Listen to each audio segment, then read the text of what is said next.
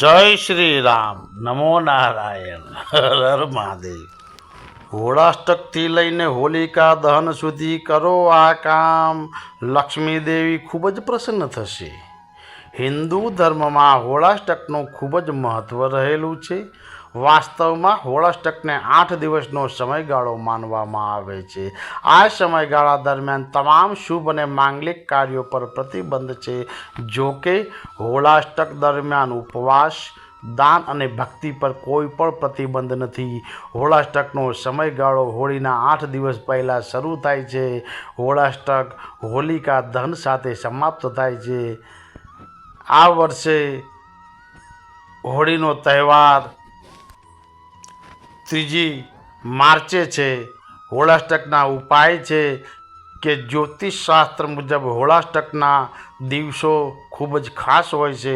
જો કે આ દરમિયાન કેટલાક ખાસ ઉપાય કરવામાં આવે તો ઘરમાં ક્યારેય પૈસાની કમી નથી આવતી। ઘર હંમેશા સંપત્તિઓથી ભરેલું રહે છે। હોળાષ્ટકથી હોલિકા દહન સુધી એક કામ કરવું જોઈએ। જ્યોતિષ અનુસાર હોળાષ્ટકથી હોલિકા દહન સુધી ઘરની ઉત્તર પૂર્વ દિશામાં દીવો પ્રગટાવવો જોઈએ।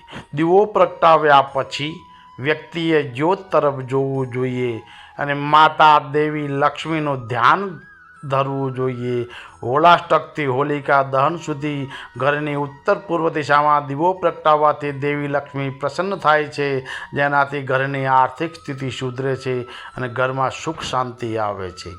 હોળાષ્ટકના દિવસોમાં દાન કરવું જોઈએ। ધાર્મિક માન્યતાઓ અનુસાર આ દરમિયાન દાન કરવાથી જીવનના સર્વ દુઃખ દૂર થાય છે, ભગવાન વિષ્ણુના આશીર્વાદ પ્રાપ્ત થાય છે।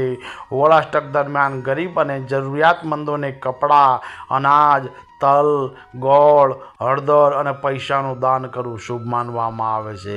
હોળાષ્ટક દરમિયાન દાન કરવાથી આર્થિક પરેશાનીઓ દૂર થાય છે। જય શ્રી રામ, નમો નારાયણ, હર હર મહાદેવ।